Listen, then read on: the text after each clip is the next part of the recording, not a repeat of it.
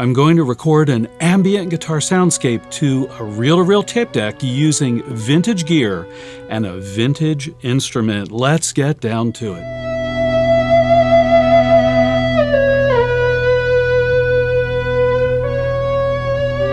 So for this experiment today, I've pulled down some of my favorite discontinued equipment and my reel-to-reel tape deck, one of them, and I'm going to use it all to create a Frippertronic-style ambient soundscape.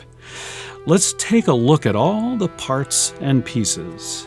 First up is the instrument itself. This is a guitar that I purchased, used actually, in 1978.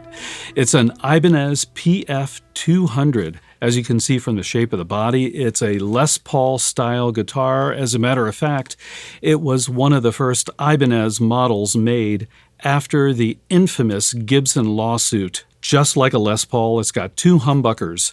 In the neck position, it's the original Ibanez humbucker. In the bridge position, it's an original DiMarzio Super Distortion humbucker, and it sounds great. I'm not going to be using a guitar pick today. I'm going to be using my 25-year-old EBO to produce the sound. This is probably the third EBO I owned, in addition to the original silver EBO that was produced in the 70s. Here's what it sounds like on this guitar running through the Magic Stomp.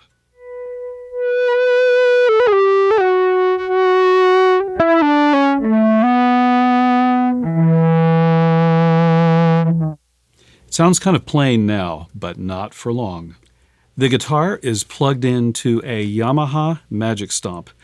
This quirky little unit is an early multi-effects device that Yamaha released in 2004. I bought mine in 2004, so this is about 20 years old. I'm using it strictly for the amp modeling capabilities. I've got it set to Clean 1, which I believe is probably a Fender amp model. Here's what it sounds like.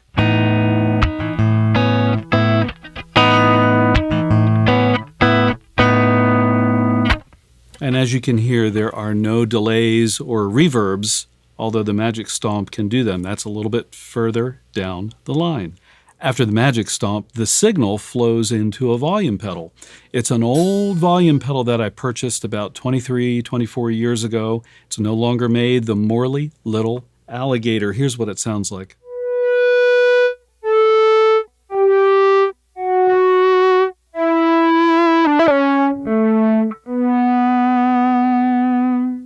Yeah. From the volume pedal, the signal flows on into an Akai E2 headrush delay pedal. This is a quirky box. You can set it for a standard digital delay, but it can go up to 23 seconds. Oh my goodness. There's also a tape echo setting with 4 simulated tape heads. And the cool thing about those tape heads is each one has a separate audio output. I'll be using just the standard output, but I am going to use the tape echo setting with a very long delay. Here's what that sounds like.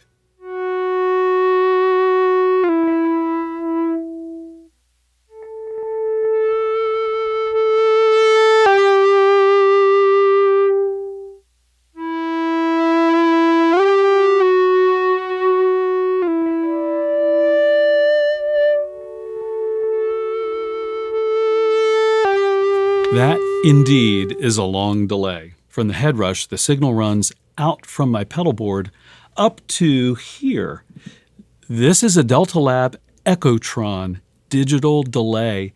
I've owned this since probably the early 80s, and it was really high-tech for the time. This can do up to a 4-second delay.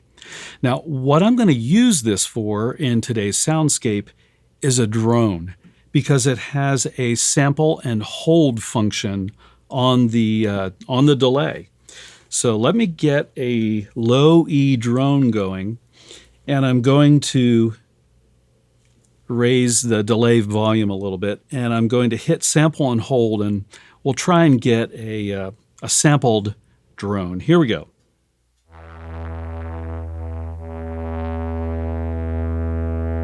All right, I'm going to hit the sample and hold.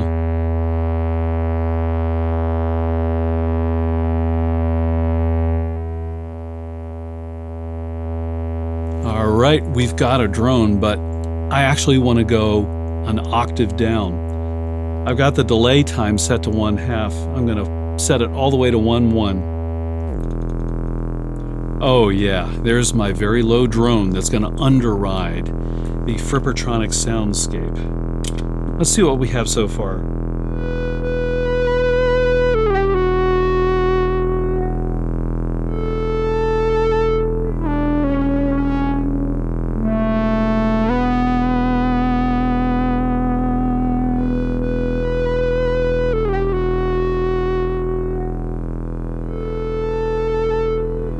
Yeah, we're getting there now. The last effect pedal on the pedal board is another Yamaha Magic Stomp. This Magic Stomp is dedicated to the Alan Holdsworth presets that were originally created for the Yamaha UD Stomp.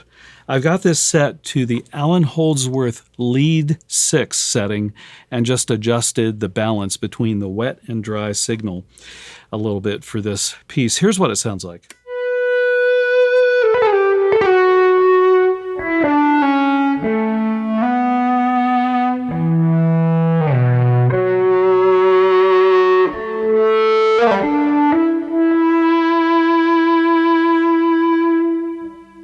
And if I add a little drone from the Delta Lab, there we go, and turn on the head rush, here's what I get.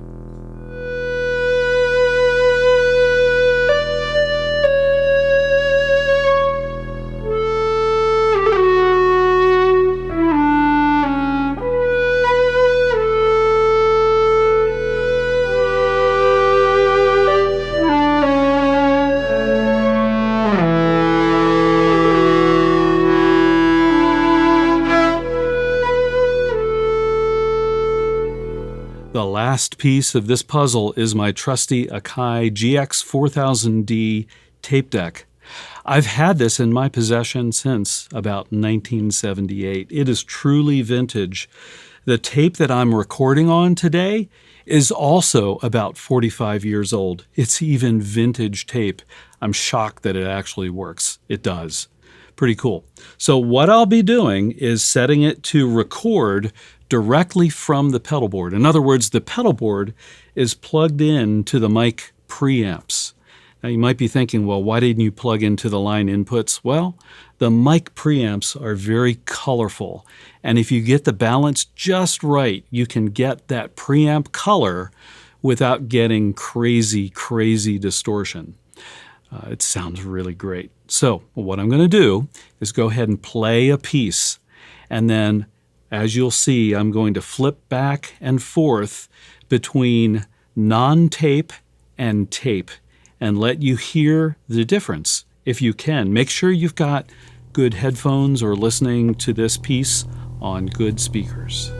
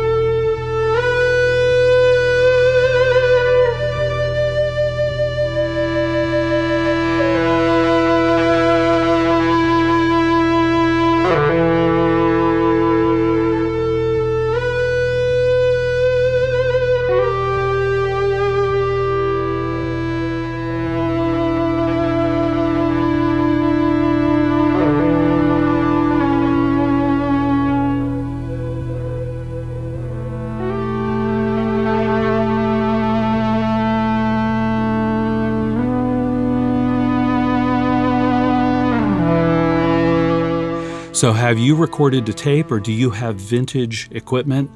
Drop a comment and let me know. Also, I've got a really cool video here where I take two reel-to-reel tape decks and recreate Robert Fripp's original Frippertronics configuration. Check it out. I'll see you over on that video.